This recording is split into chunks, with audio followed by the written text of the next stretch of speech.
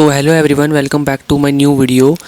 आज की वीडियो उन एस्पिरेंट्स के लिए होने वाली है जो एसएससी सीजीएल 2026 के टारगेट कर रहे हैं एंड 2025 में जितने भी एसएससी के एग्ज़ाम होने वाले हैं, स्पेशली एमटीएस, उसको टारगेट करने वाले हैं। 2025 में सीजीएल और सीएचएसएल को टारगेट करने के लिए मैं इसलिए नहीं बोल रहा बिकॉज इन दोनों के सिलेबस में बहुत ज़्यादा डिफरेंस है सीजीएल और एमटीएस में।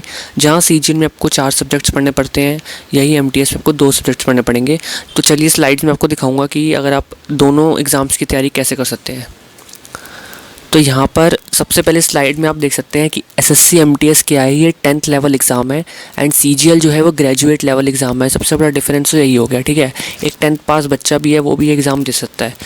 एमटीएस जो होगा वो सितंबर 2025 में होगा, लगभग जुलाई अगस्त 3 मंथ पूरे हैं एंड मिड सितंबर यानी 3.5 महीने आपके पास हैं।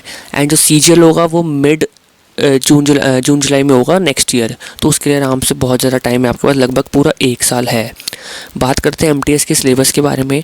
एमटीएस के सिलेबस में मेनली आपको जीके एंड इंग्लिश पे फोकस करना पड़ेगा बिकॉज यहीं पर आपकी मेरिट बनती है। मैथ्स एंड रीजनिंग यहाँ पढ़ सकते हैं, क्वालिफाइंग है, यानी अगर आप मैथ्स एंड रीजनिंग को अच्छे से ज़्यादा ना भी पढ़ें तो आप इजीली जो है क्वालिफाई कर लेंगे। एंड जो आपको जॉब मिलेगी, जिसके बेसिस आपको पोस्ट मिलेगी, वो इंग्लिश एंड जीके पे मिलेगी, ठीक है। एंड यहाँ पे एक चीज़ क्लियर कर देता हूँ, इंग्लिश जो है यहाँ पर ज़्यादा हाई लेवल की नहीं पूछी जाती as compare to CGL. GK जो है वो सेम रहती है, ठीक है। बात करते हैं सीजीएल के सिलेबस के बारे में। चारों सब्जेक्ट्स पूछे जाते हैं। इन डेप्थ सब्जेक्ट्स की नॉलेज आपको होनी चाहिए, चाहे वो रीजनिंग हो, जीके हो, मैथ्स हो या इंग्लिश हो, और मैथ्स यहाँ पे एडवांस मैथ्स आती है। अब बात करते हैं कि use MTS as confidence builder before final CGL push. Directly आप अगले साल सीजीएल देने जाएंगे तो आपको कुछ भी नहीं पता होगा कि कैसा पेपर आते हैं, क्या लेवल ऑफ क्वेश्चन होते हैं। एक आपको प्रैक्टिस जैसे मॉक्स आप देते हो ना, तो आपको एक 2025 में आपको एक एक्चुअल पेपर देना चाहिए। भले ही आप सीजीएल का ना दो, एमटीएस का मैं इसलिए बोल रहा हूँ क्योंकि अगर आप एमटीएस का हो सकता है कि बाई चांस आपका एग्ज़ाम ही क्लियर हो जाए, क्योंकि 2 सब्जेक्ट से फोकस करना है और आप इस तरीके से फोकस करो कि आप सीजीएल का एग्ज़ाम दे रहे हो लेकिन दो एमटीएस का, तो चांसेस बढ़ जाते हैं आपका सिलेक्शन होने के लिए। अब बात करते हैं कि जो प्रिपरेशन स्टार्ट्स आपकी जून में आपको कैसे करनी है, ठीक है। एमटीएस के लिए बता रहा हूँ अभी मैं आपको। सबसे पहले इंग्लिश और जीके पे फोकस करना है। इन 3 मतलब जो 3-3.5 महीने पड़े हैं, क्योंकि इन्हीं पे आपको मिलना है सिलेक्शन। करंट अफेयर्स जो है आपको जून अगस्त में, मतलब डेली आपको करंट अफेयर्स करने हैं जून अगस्त में, मतलब 1 साल के कर लो लास्ट ईयर के, तो वो आपका कवर हो जाएगा। स्टैटिक जीके आप समझ लो 8 to 9 क्वेश्चंस, या फिर आप समझ लो 7 to 8 क्वेश्चंस तो आते ही आते हैं स्टैटिक जीके के। तो बहुत बड़ा रोल जो है प्ले करता है स्टैटिक जीके, और मैप बेस्ड क्वेश्चन भी आ जाते हैं। रीजनिंग में बात करें तो coding, decoding, puzzle series, reasoning और मैथ्स हो बेसिक आप कर लो, मतलब अच्छे से कर लो कि कहीं क्वालिफाई ना कर पाओ। मैथ्स और रीजनिंग पे अच्छे से करनी है, बट ज़्यादा जो फोकस करना है आपको इंग्लिश एंड जीके पे करना है। अब practice SSC MTS mock test, like आपको मॉक इसको ज़रूर देने हैं। लास्ट के 1 महीने में आपको मॉक्स देने हैं। हो सकता है कि 3.5 महीने आपको बहुत कम लगें, लेकिन कुछ ना करने से अच्छा है कुछ करो, ठीक है। Something is better than nothing, तो आपको करना ही पड़ेगा। अब बात करते हैं कि आपकी एमटीएस की प्रिपरेशन तो हो जाएगी। अब जब का अटैम्प्ट है तो उसको कैसे आप एडवांटेज उसकी उठा सकते हो, एक अपॉर्चुनिटी की तरह आप देख सकते हो। देखो, एमटीएस जो है आपका फर्स्ट सीरियस गवर्नमेंट एग्ज़ाम होना चाहिए। Learn time management, accuracy and pressure handling. Like आप यहाँ पे घर पे बैठ के मॉक दे दो। 1% ना होता है कि प्रेशर नहीं होता इतना ज़्यादा, ठीक है। तो घर में बैठ के दे रहे हैं, एक्चुअल पेपर नहीं है, वहाँ पे आप एक्चुअल पेपर दोगे तो वहाँ पे जो प्रेशर होगा ना वो अलग ही होगा। Analyse weak topics after the exam, जब आपका पूरा मॉक हो जाए, ठीक है, या फिर एसएससी एमटीएस भी हो जाए, तो आपको वीक टॉपिक्स देखने हैं, ठीक है। उसको एनालाइज करो और उसको प्रिपेयर करो सीजीएल लेवल के लिए।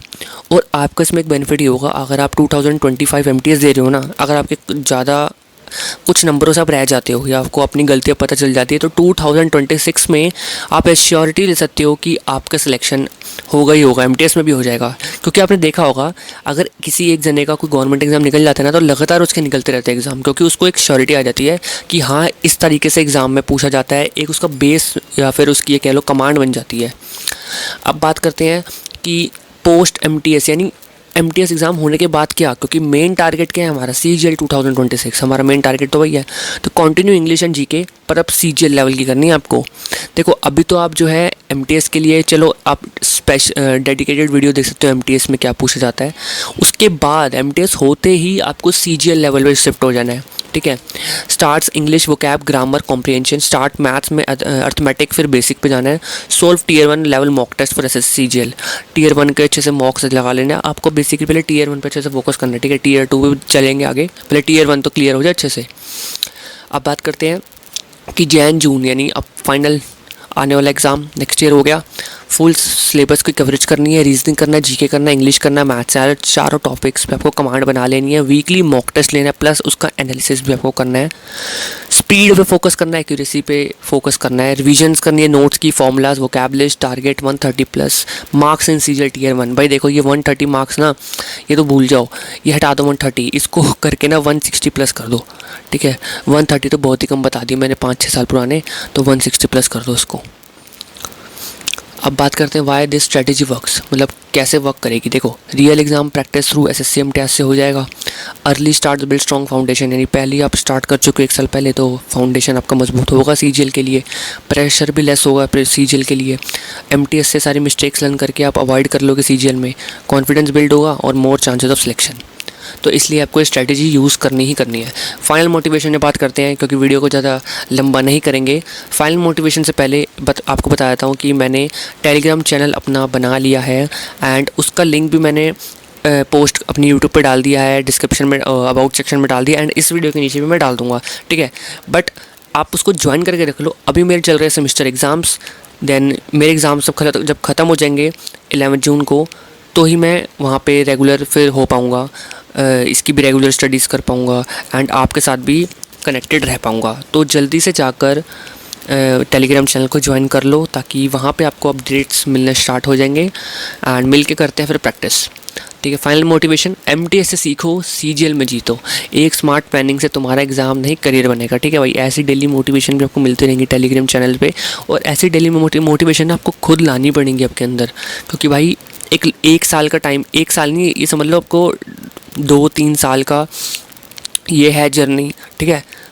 एग्ज़ाम देने के बाद ऐसा नहीं है कि डायरेक्ट आपके अगले दिन हाथ में ऑफ़र लेटर आ जाता है, उसके बाद भी बहुत चीज़ें होती हैं, ठीक है। आपको एक लंबी जर्नी आपको लेके चलनी है, पेशेंस लेके चलना है। बाकी आपको फोकस रहना है, डिसिप्लिन रहना है, और सक्सेस आपको मिल ही जाएगी फिर। तो चलते हैं, आज की वीडियो में बस इतना ही, बाकी मिलते हैं सीधा नेक्स्ट।